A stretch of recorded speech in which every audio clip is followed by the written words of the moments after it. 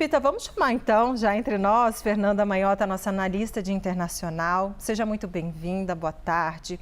Manhota, o presidente Donald Trump chegou a relembrar aquele plano frustrado de assassinato no Irã em um discurso ontem, né? Esse parece ser um tema ali que o presidente americano definitivamente não esqueceu durante essa guerra com o Irã, né? É verdade, Débora. Boa tarde a você, ao Yuri, a todos que nos acompanham. Esse é um assunto que se tornou relativamente recorrente nos Estados Unidos, viu, Débora e Yuri? Entre 2022 e 2024, eu diria, esse assunto ressurgiu e reapareceu por diversas vezes, tanto no campo do debate público, da própria especulação, quanto também, evidentemente, no próprio sistema de justiça, né, no sistema institucional americano mesmo.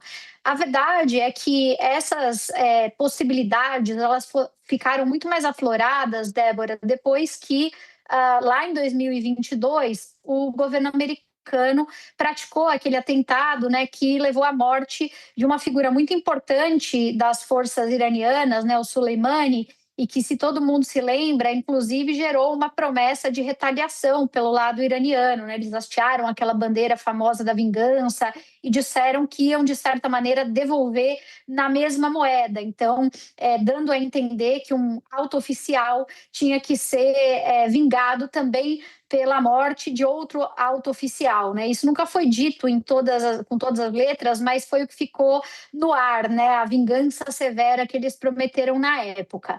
Desde esse episódio, nós tivemos alguns processos de investigação em andamento. O mais importante deles foi conduzido pelo Departamento de Justiça no próprio ano de 2022, em que um membro da Guarda Revolucionária na época ele foi acusado de ter buscado matadores de aluguel, né, pessoas ligadas ao submundo do crime, para assassinar o então conselheiro de segurança nacional, o ex-conselheiro de segurança nacional do presidente Trump, o John Bolton, né? Então, isso foi talvez o primeiro dos grandes casos que vieram a público. Depois vieram outras investigações, entre 23 e 24, versando sobre diferentes figuras do plano político americano, né? O Mike Pompeo, o Brian Hook e vários ex-funcionários que, em geral, tinham tido participação em decisões consideradas anti-Irã, vamos dizer assim, né? Até 2024 se falava pouco sobre planos concretos contra Trump, propriamente dito. Depois do episódio envolvendo o presidente, é que isso veio mais efetivamente à tona.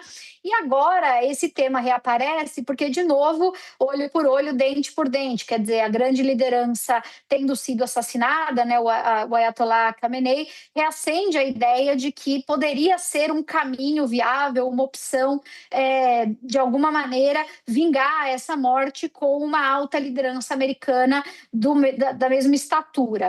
De qualquer maneira, o presidente Trump vira e mexe faz referência, como você disse, Débora, a isso, por três razões principais, eu diria. Primeiro, porque é claro que isso ajuda a construir essa narrativa de ameaça, então a ideia de que o Irã representa, né, um inimigo aos Estados Unidos, essa é uma linguagem que favorece o que o presidente Trump tenta transmitir como mensagem.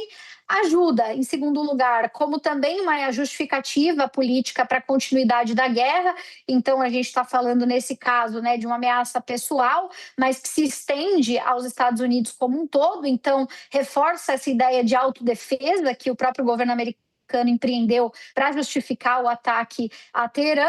E, por fim, não deixa de ser um mecanismo de mobilização doméstica. Então, tentando angariar, com esses dois elementos que eu falei, algum tipo de apoio público, algum tipo de comoção social. Eu diria que tem um pouco a ver com isso, essa ideia que agora, mais uma vez, volta a circular, Débora. Manhota, e o Irã tem de fato condições de driblar a inteligência americana e orquestrar um ataque contra Donald Trump, como disse o chefe da segurança iraniana, ou esse tipo de insinuação é uma retórica, seja para consumo doméstico, interno, seja também para alguns outros players da região?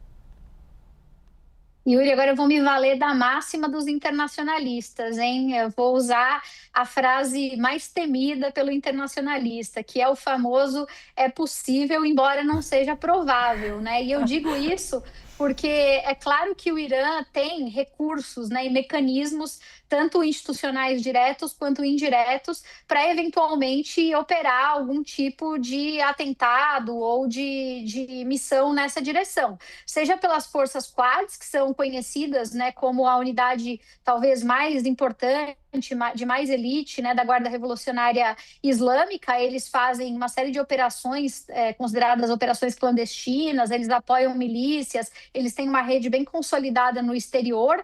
Então, se a gente olhar para o histórico, foram as forças Quad que em vários momentos, né, atacaram alvos israelenses importantes, inclusive em regiões do mundo distantes, não só no Oriente Médio, mas também na Europa, na própria América Latina, o que significa que braços, digamos assim, são possíveis, principalmente porque a gente está falando de um mundo em que a guerra não acontece só no plano convencional, né? Não acontece só por meio de agentes uniformizados. Você tem 1 milhão de mecanismos, incluindo muitas vezes recrutados dos próprios países, né, onde se pretende atingir o alvo, para esse tipo de operação.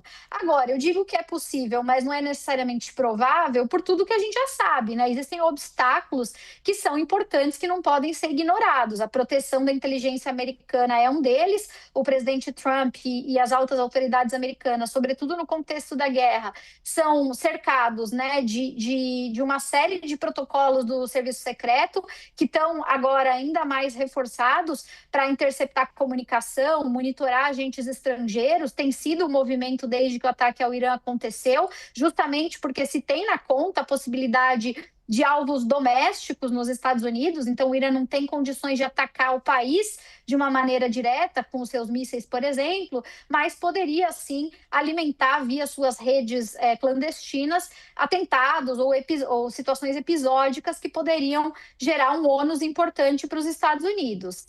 Agora, além dessa questão, né, quer dizer, além do serviço secreto atuando para dissuadir essas ameaças, tem outros elementos que têm que entrar nessa conta. Eu diria que não é nem só a capacidade de executar um eventual ataque, mas é o cálculo político dessa decisão, porque isso representaria, sem dúvida, um risco de guerra ampliada, um risco de guerra total, e muita gente até diria que uma ação nessa direção, né, atacar um presidente dos Estados Unidos de maneira letal, poderia ser estrategicamente uma ação suicida, né, para o Irã no final do dia. Então, é importante dizer que, me parece, nesse momento, que existe uma possibilidade. Então, a hostilidade ela é concreta, ela não está aí para ser ignorada, mas o risco de um atentado direto, nesse momento, me parece baixo, até por esses cálculos, né? Quer dizer, uma mistura da dificuldade de operacionalizar com a necessidade de considerar os efeitos colaterais, Yuri. Exatamente, porque, como você disse, né, poderia não só escalar a guerra entre os dois países e a participação de Israel, mas acabar escalando de forma mundial, né? Quem sabe? Agora, a preocupação, né, você coloca tudo isso em relação também a um ataque, claro, orquestrado pelo governo do Irã, pelas lideranças do Irã. O que é bastante preocupante, eu diria, difícil de fazer, mas bastante preocupante, é eventualmente os chamados, eles não gostam muito que use essa expressão, mas chamados lobo solitário, né, Manhota? Mas enfim, a gente volta a conversar daqui a pouco. Fernanda Manhota vai voltar com mais assuntos internacionais.